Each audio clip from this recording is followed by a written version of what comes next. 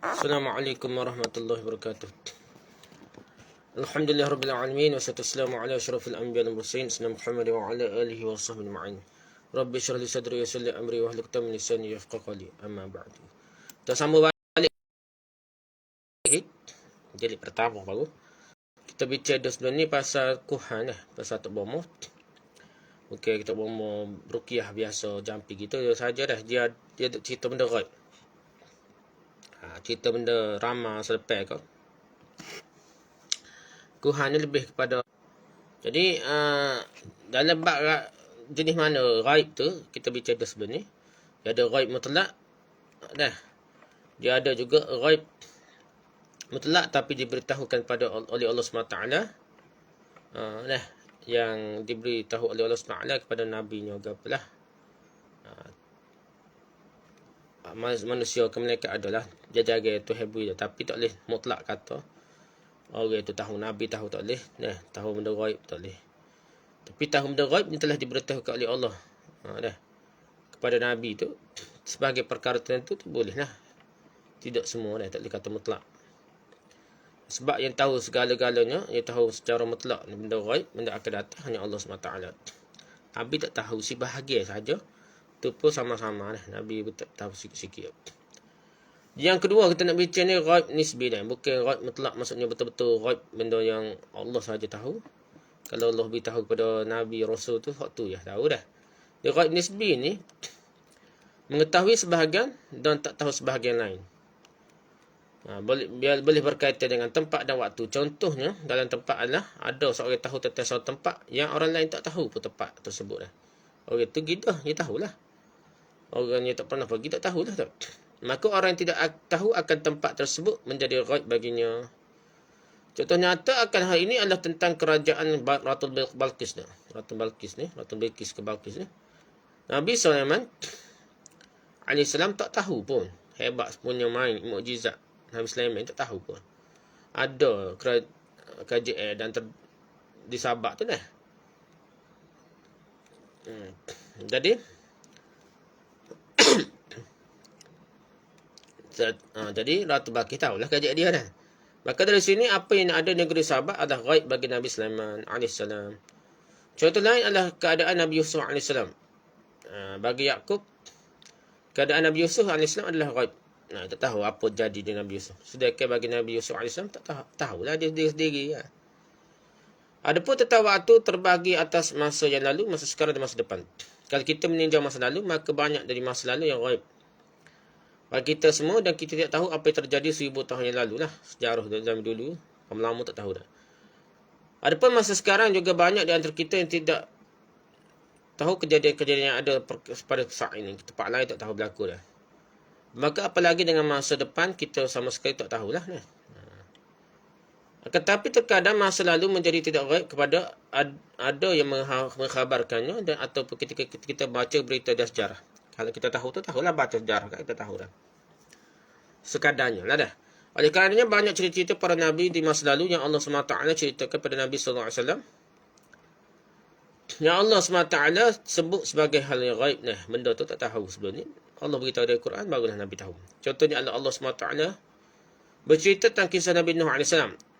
Allah SWT firman, tilka min amba'il ghaibi nuhiha ilaika ma kunta ta'lamuha anta wala qaumuka min qabli hadha fasbir innal 'aqibata lil muttaqin. Itulah sebahagian dari berita-berita ghaib yang kami wahyukan padamu Muhammad, tidak pernah engkau mengetahuinya dan tidak pula kaum sebelum ni tak tahu dah. Nabi pun tak tahu, kaum Nabi Muhammad SAW tu tak tahu. Maka bersabarlah, sungguh kesudahan yang baik adalah bagi orang bertakwa. Surah Hud ayat 49. Bagi Nabi Nuh AS, cerita tentang beliau bukan hal ghaib. Dia sendiri merasai ini dah. Kisah diri sendiri dah. Akan tapi bagi Nabi Muhammad SAW adalah perkara hal ghaib. Yang kemudian Allah SWT ungkapkan ceritakan pada beliau. Contoh lain adalah Allah SWT telah menceritakan kisah tentang Maryam. Allah SWT firman, Zalika min amba'il ghaibi nuhi ilaika wa ma kunta ladaihim iz yulquna aqlamahum ayyuhum yakfulu Maryam wa ma kunta ladaihim iz yakhtasimun. Itulah sebahagian dari berita-berita ghaib yang kami wahyukan padamu Muhammad SAW. Padahal engkau tidaklah bersama mereka. Nabi tak bersama Maria, kisah Maria dah nak. Ketika mereka melemparkan pena mereka untuk mengundi dah. Ni mengundi. Siapa di antara mereka yang akan melihara Maryam? Jadi berebut. Jadi kena buat undi ya, siapa boleh jaga Maryam. Dan engkau pun tidak bersama mereka ketika mereka bertengkar. Surah Al-Imran ayat 44 berebut ni. Balah nak jaga siapa dia jaga Maryam, boleh ke? Nabi Zakaria lah. Bahalah siapa dia Nabi Zakaria pula. Pak saudara ke siapa dia lah. Itulah. Allah SWT juga bercerita tentang Nabi Yusuf AS. Tak kala beliau dilempar oleh saudara-saudaranya ke dalam telaga lah. Allah Ta'ala firman, "Dzalika min anba'il ghaibi nuhi ilaika wa ma kunta ladaihim iz ajma'u amrahum wa hum yamkurun." Itulah sebahagian berita ghaib yang kami wahyukan padamu wahai Muhammad. Padahal engkau tidaklah berada di samping mereka ketika mereka bersepakat mengatur tipu muslihat, yakni untuk memasukkan Yusuf ke dalam telaga. Surah Yusuf ayat 102. Ini adalah di antara ghaib nisbi ni.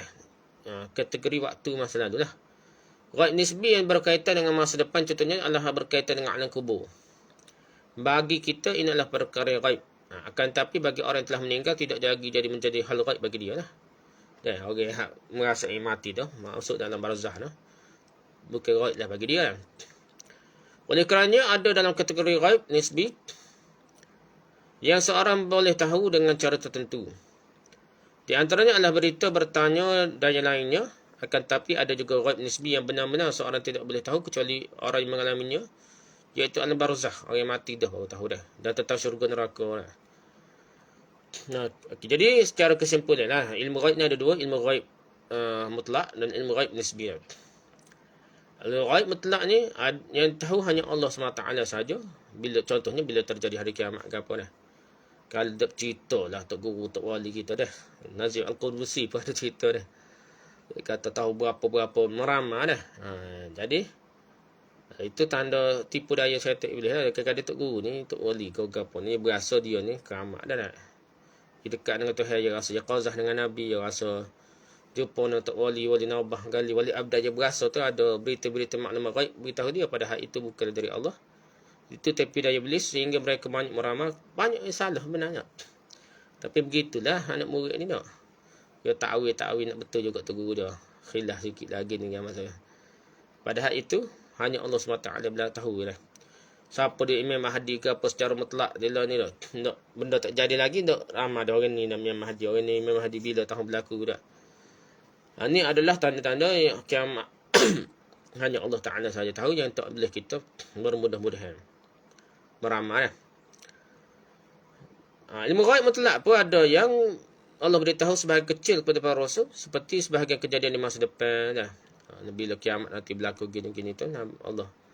Lepas tu di pada masyarakat tu Nabi cerita apa yang diberitahu oleh Allah SWT. Banyak lagi Nabi tak tahu. Itu je Nabi tahu, diberitahu oleh Allah SWT dah. Yang kedua, ilmu ghaib nisbi. Nisbi ni tidak semua orang tak tahu dah. Contoh berkaitan dengan waktu dah. Orang waktu berlain dia tahulah. Dia berlaku tu kita lain tak tahu dah. Begitu berkaitan dengan tempat dah. Kita sini tak tahu, tempat berlaku kajian jauh tu tahu dah. Gitu dah.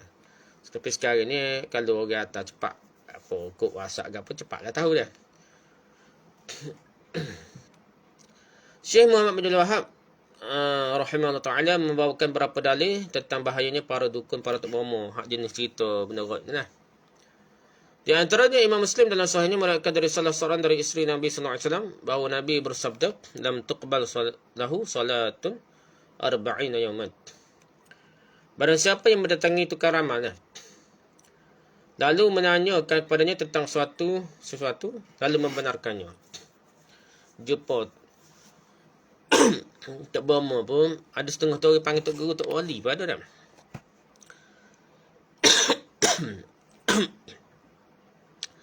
Jadi Tok Guru dia mulai masing dah, tahu benda gaib ni. Jadi kalau kita jumpa orang tak panggil Tok Bomo, panggil Tok Ustaz, Tok Guru ke. Tok Wali pun dah. Tok Wali hasil lagi apa dulu pak kita dah. Ingat nak belajar ni muka apa nak tanya benda akan datang dah. Ada setengah tu nak tanya, dia periksa gua dah. Ada dulu ada seorang cikgu. Dia cerita sambil muda dia pergi jumpa Tok Wali hasil dah. Dia tanya, orang dia boleh masa depan dia belajar peksa lepas ni boleh jawab kodok ke apa dah. Tanya benda gitu dah. Maka lepas tu dia kata kena igat dah. Lepas tu kena tangkap basah. Gapo dah. Tak boleh peksa mai. Patut jaga dah. Nakut. Ada isu dah. Benda tu pun dia kata keramat mulut masing. Bukan mulut masing ngaruk dah. Apa je pun tanya benda akan datang benda gaib kan. Itu boleh merosakkan akidah. Benda tu tak tahu ada gangguan jinnya sehingga menyebabkan apa? Hasut menyebabkan tertangkap dia, tak tahulah dah. Macam-macam lah. Siapa dia suca je dah. Mulut masing untuk guru, untuk wali dia siapa ke benda gitu tanya. Kita apalah tu ceritanya. Kalau siapa mendatangi tukar ramah tu sama ada panggil Tok Bomo ke, Tok Guru ke, Tok Wali ke apa dah. Lalu tanya kepada suatu dia, tanya benda gaib lah. Lalu membenarkannya, maka tidak akan terima solatnya selama 14 hari. Benda gaib ni akan datang pun ya, kadang benda curi dah. Curi barang hilang ni. Siapa dia ambil barang hamba ya? Tok Guru, Tok Ustaz, Tok Bomo. Tak boleh lah. Tak terima solatnya selama 14 hari. Jadi ada dalam ada riwayat tu tak sebut dan membenarkannya dah. Ada sebut dah. Ini hadirat Muslim Ahmad. Gitulah. Abu Daud meriwayatkan dari Abu Hurairah radhiyallahu bahawa Rasulullah sallallahu alaihi wasallam bersabda, "Man ataka kahinan fasaddaqhu bima yaqulu faqad kafara bima unzila 'ala Muhammadin sallallahu alaihi wasallam." Barang siapa yang mendatangi seorang dukun ataupun tok momo ataupun kahin ini orang ramal masa depan atau orang cerita benda gaib dan membenarkan apa yang dia ucapkan, maka dia telah kafir. Faqad kafara terhadap apa yang diturunkan kepada Muhammad sallallahu alaihi wasallam. Tapi itu Hadirat Tirmizi, hadirat Abu Daud, Ibn Majah, hadirat Ahmad, hadirat Darimi. Dan diriwayatkan dari Ashab Sunan Al-Arba'ah dan Al-Hakim, mereka menyatakan bahawa hadis ini sahih menurut kriteria mereka, yakni Bukhari Muslim. Dari Abu Hurairah bahawa Rasulullah SAW bersabda, "Man ata'a arrafan aw kahinan fasaddaqu bima yaqul faqad kafara bima unzila 'ala Muhammadin sallallahu alaihi wasallam." Ada beza sikit dah. Ada arrafan sahaja kisahnya. Barang siapa yang mendatangi tukar ramah atau dukun arrafan ni, ramah juga lah. Kahinan ni pun lebih kurang lah benda gaib. Ramah juga lah dukun untuk Muhammad. Fasaddaqahu lalu mempercayai apa yang mereka ucapkan. Maka sungguh-sungguh dia telah kafir terhadap apa yang diturunkan kepada Nabi Muhammad sallallahu alaihi wasallam. Faqad kafara bima unzila 'ala Muhammadin sallallahu alaihi wasallam. Kafir terhadap apa diturunkan pada Nabi Muhammad sallallahu alaihi wasallam. Ajaran Islam aku hadis dia kafir dah. Hadis riwayat Tirmizi, Abu Daud, Ibn Majah, hadirat Ahmad, Ad-Darimi. Dan Abu Ya'la juga meriwayatkan hadis mauquf yang terhenti pada sahabat, tak sampai ke Nabi dah. Dari Ibn Mas'ud seperti hadis di atas dengan sanad yang jayyid, sanad yang baik dah. Hadis-hadis ini menjelaskan tentang bahayanya seseorang yang pergi ke Tok Bomo, Tok Dukun, Tok Wali, ke apa pun duk cerita tanya benda gaib lah. Benda akan datang, benda lepas dah curi ke apa. Benda gaib lah, benda tak tahu apa dah. Dan Nabi SAW telah mengingatkan hal ini sejak dahulu lagi. Para ulama menjelaskan bahawasanya orang yang pergi ke dukun ada berapa model. 3 model seorang yang mendatangi dukun ni. 3 jenis, 3 cara dia lah. Pertama, mendatangi dukun untuk umur, untuk keramat, untuk guru, untuk wali ke apa, untuk bertanya-tanya dah. Yang kedua, mendatangi dukun untuk guru, untuk wali ke apa ni, untuk membenarkannya. Benda gaib cerita tu, percaya dah. Ada seorang lagi mendatangi dukun untuk menguji, mengingkari dan mengungkapkan kebohongannya. 3 ni lain sikit. Jumpa tu bukan nak percaya dah. Nak tanya, nak soal selidik, untuk ungkap perkara bohong dia.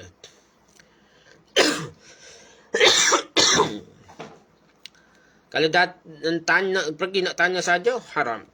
Kalau nak membenarkannya, tak kita tanya dah. Dia tu pesai dia jumpa Tok Wali, Tok Bomo ke apa ni. Jadi, Tok Guru ke apa ni. Dah. Jadi ditanya benda gaib. Dia saya dia tanya, dia terlalu benar, terlalu percaya retek dah. Ini paharap. Kalau dia pergi nak mengungkapkan kebohongan ni, orang alim lah dah. Dia pergi jumpa Tok Guru, Tok Wali ke apa ni. Dia disangka Tok Guru dah, Tok Wali. Tapi dia nak korek sehingga menjatuhkan dah, membongkar kepalsuan Tok Guru, Tok Wali tu. Ataupun Tok Bomo tu dah. Jadi orang ni bagus dan boleh Jadi dituntut dalam syarat. Tapi kena alih lah. Kena cerdik. Nak tipu Tok Guru. Pertama, menemui dukun ni, Tok Bomo ni, untuk uji, mengingkari atau mengungkap kebohongannya. Ini adalah perkara yang bagus dan boleh jadi hal tersebut dituntut dalam syariat lah. Hal ini pernah dilakukan oleh Nabi SAW, iaitu tak kala beliau mendengar khabar Ibnu Sayyid. Dia kata ke ada dulu sahabat mereka awal tu tersamalah dia ni, Dajjal tidak dah. Ibnu Sayyid adalah seorang yang hebat dan boleh meramal jugalah. Nak cerita dia masuk jin ke apa, dia cerita benda akan datang lah. Yang diduga lah dia sebagai Dajjal lah. Oleh kerana Nabi SAW pernah mendatanginya untuk uji dia lah, untuk test dia. Nabi SAW berkata kepadanya, ini qad khaba'tu laka khabi'an. Faqala Ibnu Sayyid wadduh. Faqala Rasulullah SAW ikhsa falan ta'du qadraka. Sebenarnya aku menyembunyikan sesuatu untuk engkau tebak, untuk teka lah. Dalam hati kau apa Nabi ni, teka dah. Maka Ibnu Sayyid berkata itu adalah duh, asap.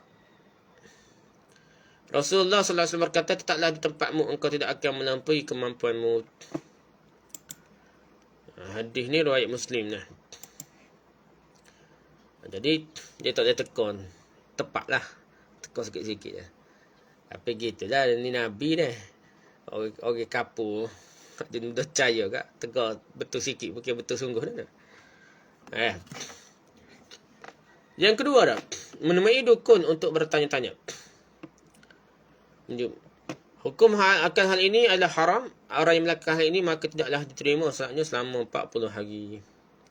Jumpa saja nak tanya, tak ada membenarkannya saja pun haram dah. Solat kita tak terima solat 40 hari dah. Ketiga, menemui dukun, Tok Bomo, Tok Guru, Tok Wali, hak boleh cerita masa benda gaib ni nak, untuk membenarkannya. Gigi tu nak percaya dah. Hukum akan hal ini juga haram dan bahkan lebih berbahaya lagi. Untuk yang kedua ini, terdapat khilaf di kalangan para ulama. Apakah orang yang percayainya itu terus kafir ataupun tidak. Jadi ada bahas. Secara umum terdapat 3 pendapat dalam masalah ini, iaitu pendapat pertama, orang yang mendatangi dukun, Tok Bomo, Tok Wali, Tok Guru, gapo ni nak, untuk tanya benda gaib lah. Dihukumi kafir akbar. Kafir besar, iaitu murtad, keluar dari Islam tu. Pendapat ini dipilih oleh Syekh Ibn Utsaimin rahimahullah, Syekh Ibn Baz rahimahullah dan Lajnah Daimah. Kerana berdasarkan firman Allah SWT, "Qul la ya'lamu fis samawati wal ardi al-ghaiba illa Allah wa ma yash'uruna ayyana yub'atsun." Katakanlah tidak ada seorang pun di langit dan di bumi yang mengetahui perkara yang ghaib kecuali Allah. Dan mereka tidak mengetahui bilakah mereka akan dibangkitkan. Surah An-Naml ayat 65. Jadi pendapat ni kuat jugalah. Jangan duk main. Kalau kita tak setuju pendapat ni pun kena ingat lah. Orang apa jangan libatkan. Tok Ustaz, Tok Guru jangan libatkan orang apa terperangkap dalam masalah ni. Percaya ke Tok Bomo, Tok Guru dah. Benda dia nyanyi lah. Kalau siapa tak kafir. Maka jika ada orang yang datang ke dukun, Tok Guru, Tok Bomo, Tok Gapo pun dah, Ustaz ke Gapo, hak cerita benda gaib ni, dan membenarkannya, maka seakan-akan dia telah yakin bahawa dukun, Tok Bomo, Tok Guru tu tahu hal-hal gaib. Tok Wali ke apa dah. Sehingga dia telah mendustakan ayat Al-Quran, firman Allah, dan mendustakan Al-Quran adalah kufur. Itu pendapat pertama. Pendapat kedua, orang yang mendatangi dukun itu kufurun asghar, kufur kecil. Yang dimaksudkan dengan kufur kecil adalah seorang melakukan dosa besar namun tidak mengeluarkannya dari Islam lagi. Tak sampai kafir terus lagi lah. Hal ini berdasarkan salah satu hadis yang telah kita sebutkan, sebab bahawa Nabi SAW bersabda, "Man ata'arrafan fasa'alahu an syai'in fasaddaqu lam tuqbal lahu salatun arba'ina yawman." Ada hadis tu disebut fasaddaqahu, situ dah. Barang siapa yang mendatangi tukar ramah, tukar duk baca benda gaib ni, masa akan depan kau, ramah masa depan kau, ataupun benda gaib curi barila kau, benda tak nampak ni, lalu menanya kepadanya tentang sesuatu dan membenarkannya. Tanya dia, tilik nasi, tilik tarikh kau gapo dah, lahir-lahir dah. Maka tidak akan terima solatnya selama 40 hari. Hadis riwayat Muslim, hadis riwayat Ahmad. Maka ketika Nabi SAW mengatakan bahawa seorang yang mendatangi dukun ni, karamah ni dan membenarkannya itu tidak terima solatnya selama 40 hari, maka sejatinya dia tetap harus melaksanakan solat. Tak terima tu pahala. Kewajipan tak lepas, kena semaya betul lah dia. Lepas jumpa tak bangun tak semaya 40 hari. Tak boleh dia kena semaya kat wajib kot. Dia kena taubat dah. Hanya saja solatnya tidaklah terima selama 40 hari segi pahala, tak boleh pahala dah. Apa? Buat kerja tak ada gaji, kita kata dah. Oleh kerananya para ulama mengatakan bahawa solatnya orang yang seperti itu masih sah lagi, namun tidaklah berpahala.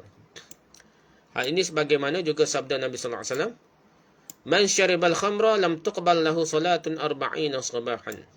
Para siapa yang minum khamar, minum arak dah, maka tidak akan terima solatnya selama 40 hari. Hadis riwayat Tirmizi. Jadi orang arak supaya orang jumpa tak berma ni, jadi tidak kafir minum arak dah. Begitu juga berdasarkan hadis tu nampak zahirnya tak kafir lagi, jumpa percaya pun dah. Jumpa tak cuma tak terima 40 hari dah wajib semaya betul lah dah, tapi pahala tak boleh dah. Lepas tu tak boleh maya, tak boleh pahala pun, kena maya, tak maya kena godai gitu kita kata dah. Syukur-syukurin lepas kena godai dah. Kena hukum, kena denda, kena gapa lepas waktu apa dah nak. Tapi kat rugi dah, sepatutnya boleh. Kita ni bukan sekadar boleh tak kena hukumnya, tapi biar boleh ganjaran dah. Sepatut semaya kita ni. Pendapat kedua ini menyebutkan bahawa jika seandainya orang mendatangi dukun, tak berama ni tu karamah ni, dan membenarkannya itu kafir, maka tidak perlu Nabi sallallahu alaihi wasallam mengatakan bahawa solatnya tidak terima selama 40 hari. Tak perlu dah. Nak semaya dia kafir, tak ada faedah semaya pun dah. Kalau betul-betul kafir dia jadi bukan tahap kafir sungguh kalau kita tengok hadis sahih hadis ni. Akan tapi tak kala Nabi sallallahu alaihi wasallam mengatakan bahawa orang yang mendatangi dukun dan membenarkannya tidak terima solatnya selama 40 hari, maka ini menunjukkan bahawa orang tersebut tetap wajib solat dan dia belum kafir lagi. Kerana jika seorang telah dihukum kafir, maka tidak perlu lagi dia disuruh solat, melainkan sudah boleh untuk dipenggal kepalanya, dibunuh terus dah.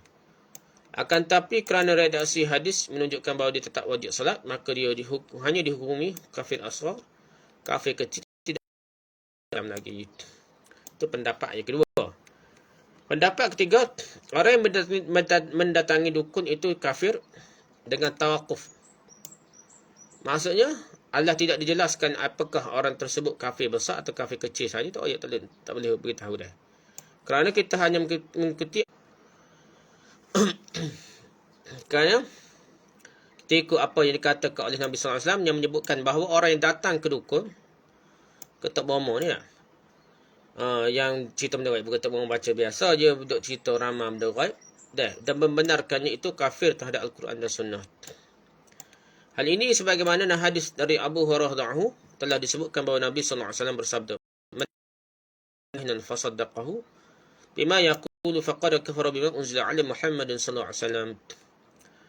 Barang siapa yang mendatangi tukang ramal atau tukang dukun ni, dukun tukang ramal ni, benda-benda gaib dah, lalu mempercayai apa yang mereka ucapkan, maka sesungguhnya dia telah kafir terhadap apa yang diturunkan kepada Nabi Muhammad sallallahu. Adapun para ulama mengatakan bahawa orang yang mendatangi dukun itu kafir, ramah dah kedatangan atau cerita benda gaib, itu kafir akbar. Itu pendapat pertama memberikan kritikan terhadap pendapat kedua. Mereka mengatakan bahawa lafaz hadis yang menyebutkan man atafasalahu an syai'in fasaddaqahu, ada fasaddaqahu, lam tuqbal lahu salatun. Pada siapa yang mendatangi tukang ramal lalu menanyakan padanya tentang sesuatu lalu membenarkannya, maka tidak akan terima solatnya selama 40 hari. Ada fasaddaqahu tu datang melalui riwayat Imam Ahmad, sedangkan hadis yang datang melalui riwayat Imam Muslim, itu Imam Muslim tu riwayat dia tanpa lafaz fasaddaqahu, sehingga lafaz Imam Muslim berbunyi man ata'arafan fasalahu an syai'in lam tuqbal lahu salatun 40 lailah. Waktu riwayat yang lebih kuat sanad je Imam Muslim tanpa fasaddaqahu. Barang siapa yang bertanya tukar ramal dan bertanya kepadanya tentang sesuatu, tidak akan terima solatnya selama 40 malam, 40 hari. Hadis riwayat Muslim. Dari sini para ulama yang mengatakan bahawa orang yang mendatangi dukun dan membenarkannya itu kafir, mereka menganggap bahawa jika dalam riwayat Imam Muslim disebutkan bahawa orang yang datang ke dukun, jumpa Tok Bomo jenis ramal benda gaib ni, untuk bertanya-tanya tanpa membenarkannya, menyebabkan orang tersebut tidak terima solatnya 40 hari. Tak membenarkan lagi pun terah 40 hari dah, tak terima semaya dah. pahala tak boleh lah. Maka jika dia mentangi dan bertanya-tanya kemudian membenarkannya pula, maka orang itu tersebut kafir. Itulah pendapat pertama, kritik pendapat kedua. Okey, hukum seorang mendatangi dukun dan membenarkannya kufur akbar atau murtad keluar dari Islam menurut Syekh bin Baz, Syekh Utsaimin dan Lajnah Daimah Arab Saudi lah. Surah 6 ayat 25 hujah dia. Yang pendapat kedua, kafir dengan sikap tawakuf, iaitu tidak dijelaskan apakah kufur akbar atau kufur asghar. Hadir Abu Daud, itulah, jadi ambil tengah-tengah. Kafir besar pun tak tahu, kafir kecil pun tak tahu, mungkin juga. Pendapat ketiga, kufur asghar dan tidak mengeluarkan seorang dari Islam lagi, itu hadis riwayat Muslim tadi. Dan ada hadis riwayat berapa riwayat lah. Pasal dia tak serima semaya tu maknanya Islam lagi. Banyaklah kalau kira hadis ni dah sebut kufur, tapi maknanya bukanlah kufur akbar lagi, bukan kufur keluar daripada Islam dah. Manakah dari tiga pendapat ini lebih kuat? Sebenarnya perlu untuk diperhatikan bahawa hadis yang diriwayatkan oleh Imam Muslim dan Imam Ahmad sama-sama sahih lah. Kalau kira sanak dia dah. Sehingga sulit jika harus mengatakan bahawa lafaz tambahan fasadaqu lalu membenarkannya terdapat oleh riwayat Ahmad adalah syas dhaif. Kata dhaif ada fasadaqu tu payah, pasal sanadnya kuat juga dari riwayat Imam Ahmad. Oleh kerananya Syekh Saleh Al-Syekh memilih pendapat kedua, iaitu orang yang pergi ke dukun dan membenarkannya tidaklah sampai membuat seorang itu menjadi murtad kafir lagi, melainkan statusnya adalah kufur asghar, kecil saja. Jadi Syekh Saleh Al-Syekh tu ulama besar Arab Saudi juga dah. Alasan dibawakan oleh Syekh Saleh Al-Syekh antara lain yang pertama adalah dalil hadis riwayat Imam Ahmad yang mengatakan bahawa orang yang pergi ke dukun tu, terkeramat ke apa dan membenarkan perkataannya 14 hari, sehingga ini menunjukkan bahawa dia masih Muslim lagi. Masih Muslim lagi. Yang kedua adalah orang yang pergi ke dukun itu memiliki syubhat, iaitu dia menyangka bahawa dukun mengetahui hal gaib, kerana dia beritahu oleh syaitan yang telah mengetahui berita-berita dari langit.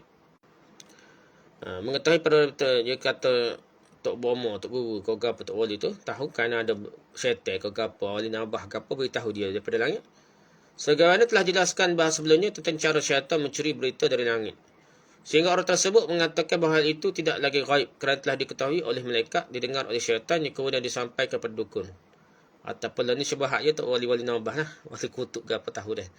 Sehingga orang yang membenarkan perkataan dukun tersebut, Tok Momo tersebut, Tok Guru tersebut, Tok Wali tersebut, hanya dikatakan bahawa dia terkena syubhat berupa sangkaan dukun mengetahui hal ilmu gaib kerana diberitahu oleh syaitan kau, Tok Wali kau tu gapo dah. Akan tapi saya perlu lebih condong pada pendapat bahawasanya orang yang mendatangi dukun dan membenarkannya itu kafir akbar. Dah Syekh Ustaz ni. Firanda dia kata kafir akbar juga. Kerana ia meyakini bahawa ada yang tahu hal gaib selain Allah SWT. Lagi pula tidak semua orang yang mendatangi dukun itu meyakini bahawa dukun tersebut tahu ilmu gaib kerana ada syaitan memberitahukannya. Tak tahu. Tak ada jadi detail sangat. Ikir tak guru tahu, tak boleh tahu dah. Cara dia tahu guna syaitan ke, guna gapo ke, tak ada lah dah. Tak tahu dah. Bahkan kebanyakan orang mendatangi dukun kerana meyakini bahawa dukun tersebut adalah orang yang hebat dan boleh mengetahui ilmu gaib secara langsung. Jika mereka tahu bahawa sang dukun mendapat khabar dari syaitan, mungkin justru mereka tidak pergi ke dukun tersebut. Dia ni baik syaitan ni nak. Tak segi lah dah. Lagi pula dukun tersebut tidak akan mengkhabar kepada masyarakat bahawa ia bekerja sama dengan jin dan syaitan untuk tahu berita masa depan dah. Demikian pula praktik perdukunan sebagaimana telah lalu penjelasannya tidak hanya terbatas pada pemberitahuan syaitan saja, tetapi banyak cara ditempuh oleh para dukun dalam rangka meramal masa depan. Banyak cara lah. Oleh kerana pendapat pertama yang merupakan pendapat dipilih oleh Syekh Utsaimin, Syekh Ibn Baz dan Lajnah Daimah yang mengatakan bahawa orang yang pergi ke dukun dan membenarkan pertanyaan itu murtad keluar dari Islam adalah pendapat yang lebih kuat mengikut Syekh ni. Dan ini menunjukkan bahawasanya seorang pergi ke dukun boleh dikatakan kafir, maka bagaimana lagi dengan sang dukun tersebut tentunya tidak akan ragu akan kufurannya. Orang jumpa orang hak duk guna jin, kau guna benda-benda khurafat wafak apa sehingga dia boleh ramai tu dah ada hubungan dengan al-ghaib, maka itu lebih kafir lah dah. Dan dari sahabat Imran bin Husain radhiyallahu anhu bahawa meriwayatkan secara marfu' sampai kepada Nabi lah sanad dia bukan pada sahabat saja tu, siapa diangkat pada Nabi, bahawa Rasulullah sallallahu alaihi wasallam bersabda, "Laisa minna man tatayyara aw tutayyara lahu." Au takahana au tukuhina lahu. Au sahara au suhira lahu. Waman atakahinan fasaddaqahu bima yaqulu faqad kafara bima unzila ala Muhammadin sallallahu alaihi wasallam. Tidak termasuk golongan kami orang yang melakukan atau meminta tatayur baginya. Tatayur ni minta ramal jugalah, manusia dah. Pergi sekolah ngaji sini tanya tok guru tok boleh, kalau tanya pendapat tu boleh, tapi kalau dia duk cerita benda keratan dak dah tanpa hujah dan apa, tanpa sebab zahir tak boleh lah dah. Kalau mu kata nak ngaji bidang apa ni tok guru, lepas tu mu tak pandai matematik usah ambil engineering tak apa gitu dah. Ha tu bukan ramai dah. Ada ramah ghaib ni, ramah zahir tu hak ghaib tak boleh dah. Meramah atau minta diramalkan untuknya dah. Tidak termasuk golongan kami orang yang melakukan atau meminta tatayur baginya, meramah atau minta diramalkan untuknya, menyihir atau meminta disihirkan. Dan barang siapa mendatangi dukun dalam percayai apa yang diucapkannya, maka sungguhnya dia telah kafir ingkar dengan apa yang diturunkan kepada Muhammad. Hadis Al-Bazar dengan sanad yang jaid. Dan hadis ini diriwayatkan pula oleh At-Tabrani dalam Mu'jam Al-Awsat dengan sanad yang hasan dari Ibn Abbas tanpa penyebutan kalimah dan barang siapa mendatangi dan seterusnya. Hadis ini menjelaskan tentang bahayanya orang yang meramal benda ghaib ni, atau meminta untuk diramalkan, bahayanya orang yang melakukan sihir atau meminta untuk melakukan praktik sihir untuknya, dan bahayanya orang yang pergi kepada dukun dan membenarkan perkataan sah dukun yang cerita benda ghaib lah.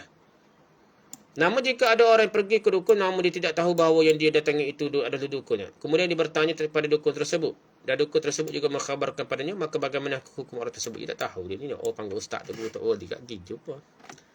Tak tahu kau dia duk cerita benda ghaib dah. Untuk cerita Imam Mahdi lah apa dah. Orang seperti ini diberi uzur kerana tidak tahu dia bahawa orang tersebut adalah dukun. Terlebih lagi betapa banyak dukun di zaman sekarang ini yang tidak menamakan diri mereka sebagai dukun untuk ngomong ke apa, akan tapi menamakan diri mereka dengan orang pintar, ahli spiritual, tok wali, tok guru ya. Ustaz atau kiai, tok guru pada dah, kiai Indonesia tok guru dah, dan mereka berpenampilan Islami pakai serba sebenarnya. Hadis ini dijadikan dalil bahawa orang yang menyihir sama hukumnya dengan orang yang diminta untuk disihirkan. Orang yang pergi ke dukun dan minta untuk didukunkan, maka hukum. Jadi orang pergi ke dukun dan minta untuk didukunkan, dan maka hukumnya sama, iaitu sama-sama kafir lah. Bomo jenis apa guna ramah masdar putus macam. Hal ini kerana menunjukkan ia telah redha dengan praktik kufurannya. Jadi dia jumpa tu untuk bomo je. Jadi dia orang yang percaya kepada untuk wali hak cerita benda ghaib ni redha dengan kufur lah, redha dengan tahu benda ghaib dah. Al-Baghawi berkata dah. Al-Baghawi kata Al-Araf yang pintar ialah orang yang mengaku tahu dengan gunakan isyarat-isyarat untuk menunjukkan barang curian. Duk mana barang curi dah.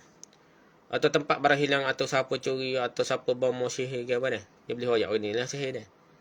Atau semacamnya. Ada pula yang mengatakan dia Al-Araf adalah kahin dukun.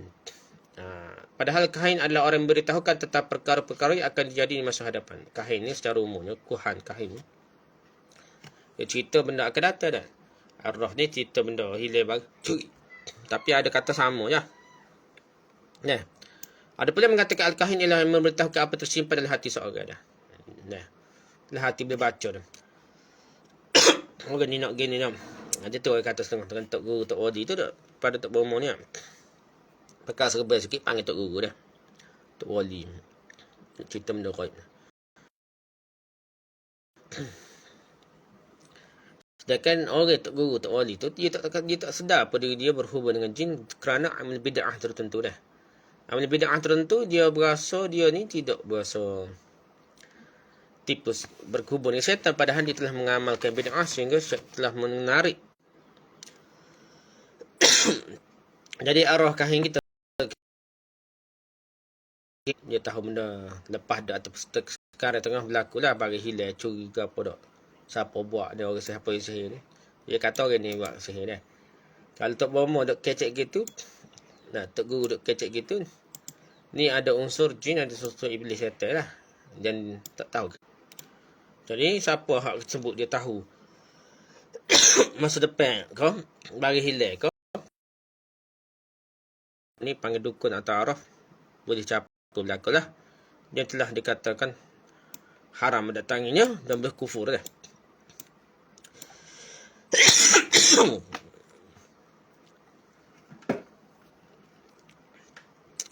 Contoh lain yang orang hak sebut pasal okey, lepas tu Syekh Abdul Rahman bin Hasan ni cucu Syekh Munawar hak kata apa? ولهذا قال النبي صلى الله عليه وسلم في وصف الكهان فيكذبون معها 100 كذبة فبين أنهم يصدقون مرة ويكذبون 100 وهكذا حال من سلك سبيل الكهان مما يدعون الولاية والعلم بما في ضمائر الناس مع أن النفس دعواه دليل على كذبه لأن في دعواه الولاية تركية النفس والمنهي عنها بقول تعالى فلا تزكوا أنفسكم وليس هذا من شأن الأولياء من شأنهم الإزراء على نفوسهم وعيبهم لها وخوفهم من ربهم فكيف يأتون الناس ويقولون أعرفوا أننا أولياء وأننا نعلم الغيب وفي ضمن ذلك طلب المنزلة في قلوب الخلق واقتناص الدنيا بهذه الأمور وحسبك بحال الصحابة والتابعين رضي الله عنهم وهم سادات الأولياء أفكان عندهم من هذه الدعوى الشطحات شيء لا والله بل كان أحدهم لا يملك نفسه من البكاء إذا قرأ القرآن كالصديق رضي الله عنه وكان عمر رضي الله عنه يسمعون نشيجة من وراء الصفوف يبكي في صلاته وكان يمر بالآية في ورده من الليل فيمرض منها ليالي يعودونه وكان تميم الدار بالتقلب على فراشه ولا يستطيع النوم إلا قليلا خاف من النار ثم يقوم إلى الصلاة ويكفي ذكره الله تعالى في صفاتهم في سورة الرعد والمؤمن والفرقان والذاريات والطور. Oleh kerananya Nabi SAW berbicara tentang sifat para dukun dengan berkata mereka melakukan kedustaan pada berita dari syaitan yang disampaikannya dengan 100 dusta. So betul 100 dusta. Nabi SAW menjelaskan bahawa jadi dia kata boleh baca hati seorang. Sebenarnya dia boleh cerita hati seorang itu adalah dalil kerana pengakuannya sebagai wali adalah bentuk menganggap dirinya suci. Dia orang itu mengaku wali. Duk cerita benda pelik so orang tengok dia berasa pelik tok guru tok wali ni. Maka tu tanda dia wali syaitan dah. Padahal itu dilarang sebagaimana firman Allah wala tuzakku anfusakum lah. Jangan mengatakan dirimu suci. Dan jadi bukan sifat wali ni mengaku wali dia. Mengaku wali ni bukan sifat wali. Sungguhnya keadaan sifat mereka para wali adalah menganggap diri mereka rendah, hina diri, cela diri mereka. Bukan puji diri sendiri, bukan mengaku suci dah. Datuk wali ni takut pada roh mereka dah. Maka bagaimana mungkin ada orang yang datang kemudian berkata ketahuilah sungguhnya saya adalah wali dan saya tahu hal ghaib ataupun ya.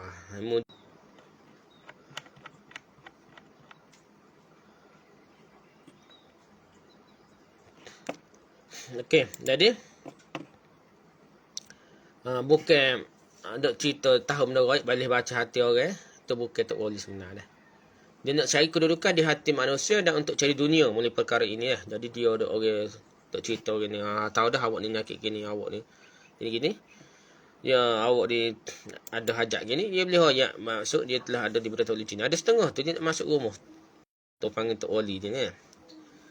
Jadi dia kata hak manda ada dua orang tu ada seorang mandi wajib dia.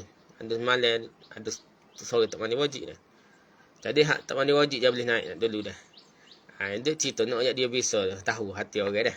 Ni cara-cara dan dia sendiri tahu ke tak tahu. Jadi ada setengah tu dia cerita itulah dia yang benda ghaib sehingga orang akan anggap dia hebat tu guru tu boleh baca hati lagi apa dah. Dah benda tu kufur dah. Tapi orang zaman dulu termasuk Abu Bakar As-Siddiq ke apa dah. Mereka tak. Jadi tok wali ni kesimpulannya para wali ni bukan kerja dia nak suruh anggap dia ada keramat dah. Dok baca hati orang, dok cerita benda ghaib dah. Itu bukan ciri wali Allah. Walaupun itulah kebanyakan masyarakat awam dok cerita kalau tak wali gak seolah-olah boleh baca hati dah. Dah. Tok guru gak boleh baca hati. Sedangkan tok guru tu sendiri tak sedar bahawa dia tengah ditipu, dibisik oleh syaitan untuk berasa dia hebat, Tok Guru pun tertipu, orang lagi tertipu lah dah. Sebabnya dalam Quran ada sebut wa ibadur rahman allazina yamshuna 'alal ardi haunan wa idza khatabahumul jahiluna qalu salama. Dan hamba-hamba Tuhan yang Maha Penyayang itu ialah orang yang berjalan di atas muka bumi dengan rendah hati, haunan. Dan apabila orang jahil menyapa mereka, mereka mengucap kata-kata yang mengandungi keselamatan. Salama. Surah Furqan ayat 3. Jadi orang zaman sekarang ni mengaku sebagai wali dengan sombongnya dah. Mengaku tak wali, dia kata Nabi cium palutut dia dah dah. Macam-macam lah nak. Kadang-kadang Nabi tu hina, hebat dia lagi. Dia mengaku mengetahui ilmu ghaib ni. Bahkan lebih parahnya ada sebahagian orang menganggap orang gila sebagai tok wali dah. Banyaklah benda-benda kau kita dah. Jadi begitulah kesimpulannya. Benda ghaib nah. Bukan masalah kalau dia pergi jumpa Tok Bomo baca ayat dia tak ayat siapa dia sihir ke apa tak ayat tu. Dia tak cerita benda ghaib, sekadar je baca ayat saja. Tak apalah dah. Masalah cerita benda yang tak dapat bagi lem mana, siapa yang curi ke apa dah. Benda tu berhati-hatilah nah. Dia akan jadi timbul balah lah no. Banyak balah ni jumpa Tok Bomo Tok Sihir ni, Tok Guru Tok Wali kata orang ni buat, padahal belum tentu kadang-kadang tipu setan padahal. Dia pun tak tahu dia kena tipu setan. Tok Guru Tok Bomo tu dah. Inilah sebab perpecahan dalam masyarakat berlaku kerana percaya telajak pada Tok Bomo dah. Itulah kesimpulan kita. Wallahu a'lam. Subhanakallahumma bihamdika subhanaka asyhadu an la ilaha illa anta astaghfiruka wa atubu ilaik. Assalamualaikum warahmatullahi wabarakatuh.